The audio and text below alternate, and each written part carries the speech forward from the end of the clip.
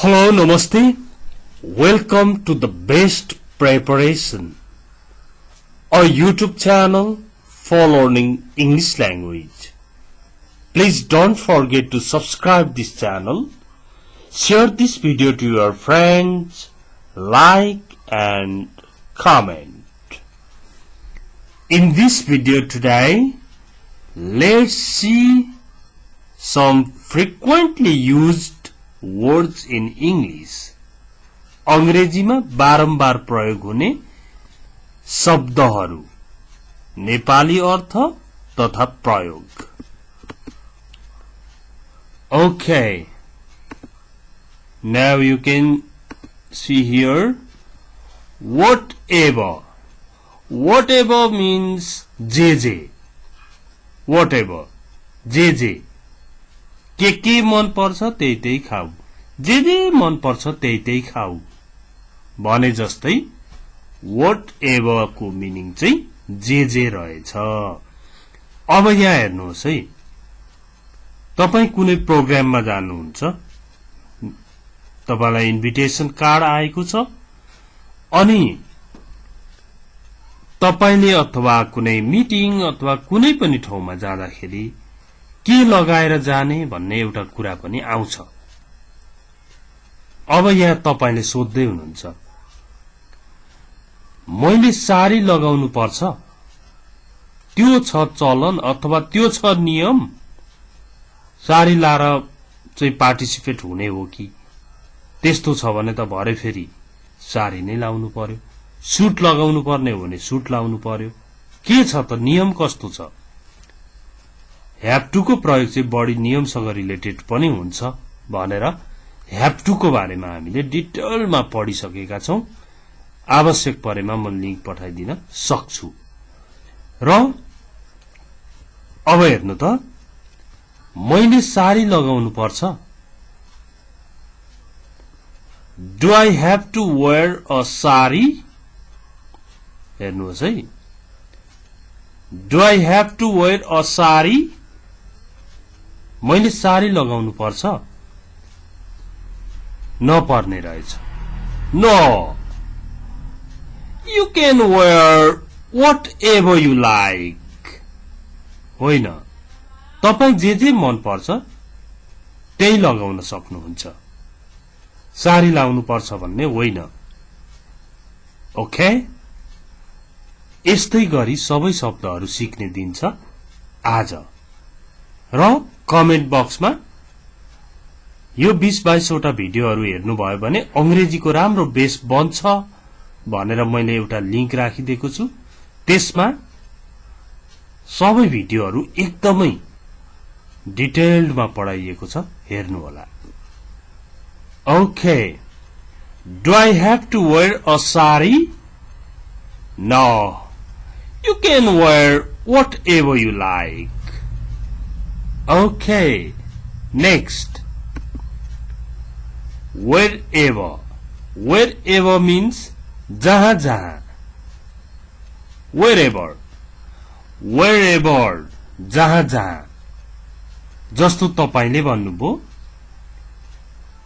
कुनै हलमा होला, ट्रेनिङको लागि होला अथवा एक्जामको लागि जानु भएको छ होला तपाई. Do I have to sit here? म यहाँ बस्नु पर्छ. मानु न तपाईको चाहिँ झ्यालको साइडमा कहीँ बस्ने बानी रहेछ अरे, अथवा अगाडि बस्दाखेरि चाहिँ कहिलेकाहीँ हेजिटेसन भए जस्तो भएर आफ्नो पर्फर्मेन्स राम्रो हुँदैन भने तपाईलाई अब ल यहाँ बस्नुहोस् भन्यो जाने बित्तिकै अब तपाईले सोध्नु पर्यो नि त, त्यही बस्नै पर्ने हो भने बस्नु पनि पर्यो. नियम सोधिरहनु भएको छ तपाईले. Do I have to sit here? म यहाँ बस्नु पर्छ? No, you can sit wherever you like. Wherever means जहाँ मन पर्छ. Wherever you like means जहाँ मन पर्छ त्यही बस्न सक्नुहुन्छ. होइन, तपाई जहाँ मन पर्छ त्यही बस्न सक्नुहुन्छ. के सोधेको थियो? Do I have to sit here? भनेको थियो। No, you can sit wherever you like. होइन, तपाईँ जहाँ मन पर्छ त्यही बस्न सक्नुहुन्छ, वेयर एभर। र तपाईले यस्तै एक एकवटा सेन्टेन्स बनाउनुहोस् है, यस्तै एक एकवटा सर्ट कन्भर्सेसनहरू प्रत्येक शब्दबाट बनाउनुहोस्। ओके, जस्तो do I have to put my bag here? No, you can put your bag wherever you like. जहाँ मन पर्छ त्यही राख्नुहोस् न, राख्न सक्नुहुन्छ भनेको हो। अथवा सरले तपाईलाई एउटा बुकको नाम दिनुभयो, त्यहाँ पाउँछ भन्नुभयो, अनि तपाईको घर छेउमा भने पुस्तक पसल छ भने त्यो सरले भनेको पसल अलि टाढा पर्छ बजारतिर भने, सर मैले त्यो पसलमै किन्नु पर्ने हो। Sir, do I have to buy the book in the same shop? त्यही शपमा? अथवा in the shop you told me? हजुरले भनेकै शपमा किन्नु पर्ने हो। No, you can buy it wherever you like, wherever you find. जहाँ पाउँछ, जहाँ तिमीलाई मन पर्छ त्यही किन्न सक्छौ। यसरी व्हाट एभर को पनि बनाउनुहोस्, वेयर एभर को पनि अर्को यस्तै कन्भर्सेसन बनाउनुहोस्, अनि मात्र प्रष्ट हुन्छ। कति ठाउँ कतिवटा भिडियोमा गएर हेरिरहने त, अब त फाइनल पढाइ गर्न सुरु गर्नु पर्यो है, कम्प्लिट पढाइ गर्नु पर्यो। यसरी कन्भर्सेसनको फर्ममा पढ्नु, त्यही माथि ह्याभ टु को प्रयोगहरू पढ्नु भनेको त यो त एडभान्स पढाइ हो नि। वेन एभर मिन्स जहिले जहिले, जति बेला मन पर्छ त्यस बेला भने जस्तो वेन एभर। जस्तो तपाई कहीँ जानुभयो, अब भोलिपल्ट अब तपाईको धेरै बेर सुत्ने बानी छ अरे, अब बिहान मैले छिट्टै उठ्नु पर्छ भनेर सोधिराख्नु पर्यो नि त। छिट्टै उठ्नु पर्ने भए अलार्म सेट गर्नु पर्यो, त्यही अनुसार उठ्नु पर्यो। अब तपाईले सोध्दै हुनुहुन्छ, do I have to get up early or do I have to get up early in the morning? मैले बिहान छिट्टै उठ्नु पर्छ भनेर सोध्नुभयो तपाईले। No, you can get up whenever you like. होइन, तिमी जति बेला मन पर्छ त्यति बेला उठ्न सक्छौ। फ्रीडम अफ चोइस भन्ने टपिक हो क्या यो खासमा। फ्रीडम अफ चोइसको फ्रीडम, तपाईलाई मन परेको गर्न पाउने, मन परेको जहाँ मन पर्छ त्यहाँ बस्न पाउने, जहाँ जहिले मन पर्छ तैले गर्न पाउने, जे मन पर्छ त्यही किन्न पाउने, जो मन पर्छ त्यहीसँग कुरा गर्न पाउने हो। यस्तो खालको फ्रीडम अफ चोइस भन्ने टपिक हो यो। अब हाम्रो काम त फेरि शब्द सिक्नु छ, त्यही पनि कन्भर्सेसनको रूपमा। Okay, now next, whoever means जो। whoever means जो। अब तपाईलाई पार्टीमा इन्भाइट गरेको छ, मैले पार्टीमा कसलाई ल्याउनु पर्छ? पार्टीमा जाँदा पनि कोही विशेष सपोज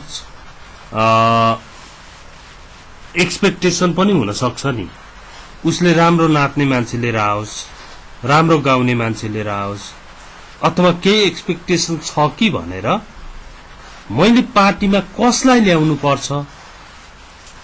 यसमा चाहिँ अब ल्याउनै पर्छ भन्ने नियम नहुने भएकोले ह्याभ टु को छोडेर स्याल को प्रयोग गरेको छ।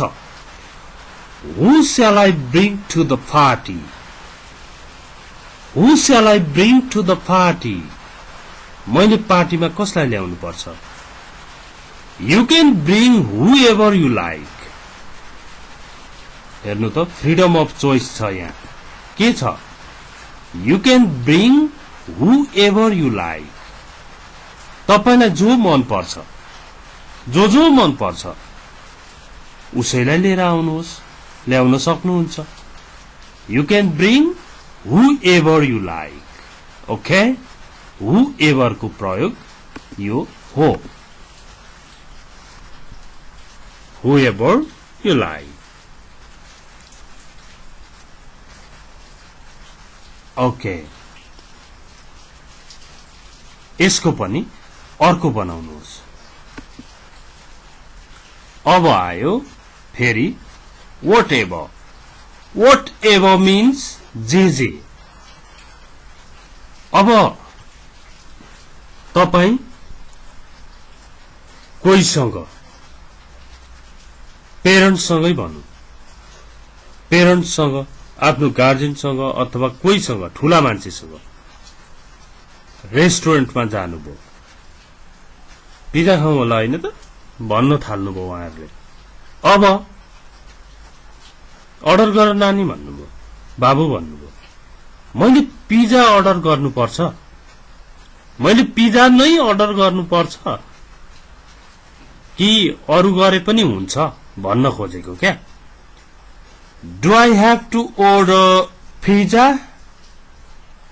भनेर सोध्यो होइन तिमीलाई जे मन पर्छ त्यही अर्डर गर्न सक्छौ आज तिमीलाई खुवाउने हो हामीले No, you can order whatever you like. Whatever you like. के मन पर्छ तिमीलाई त्यही अर्डर गर्न सक्छौ Okay? Do I have to order pizza? भन्यो No. You can order whatever you like. Whatever you like. You can buy whatever you like. Okay? यसरी whatever को रिपिट भयो तर अब रिपिट हुँदैन अरूले कुरा आउँछ हेर्नु है अर्को आयो whichever whichever जुन whichever means जुन मैले कालो कलम प्रयोग गर्नुपर्छ होइन तपाईलाई जुन मन पर्छ त्यही प्रयोग गर्नुहोस् न गर्न सक्नुहुन्छ हेर्नु त तपाईले पनि सोध्नुपर्छ कहिलेकाहीँ यो Do I have to use a black pen? Okay. Do I have to use a black pen? यहाँ अ मागिरहेको छ हो अ मागिरहेछ नि Do I have to use a black pen? मैले कालो कलम प्रयोग गर्नुपर्छ No. You can use whichever you like. होइन तपाईलाई जुन मन पर्छ त्यही प्रयोग गर्न सक्नुहुन्छ फ्रीडम अफ चोइस छान्ने स्वतन्त्रता जे मन पर्छ त्यही छान्ने स्वतन्त्रता जुन मन पर्छ त्यही छान्ने स्वतन्त्रता जहाँ मन पर्छ त्यही जाने स्वतन्त्रता अब नेक्स्ट ओके यो पेन वाला भयो whichever and this one is also whichever repeat भएछ okay that's the end of this short video आजको भिडियोबाट हजुरले पक्कै पनि केही त सिक्नु भयो होला त्यही पनि यस्तै गरी नै सिक्ने हो पुरै आउने एकैचोटीमा नहुन सक्छ तर पनि धेरै छरिनु भन्दा ढुक्कले सिक्नु राम्रो हुन्छ ओके यो कन्भर्सेसनको स्टाइलमा छ That's why I'd like to repeat it. A. Do I have to wear a sari? No. You can wear whatever you like. A. Do I have to sit here? No. You can sit wherever you like. Okay? Wherever.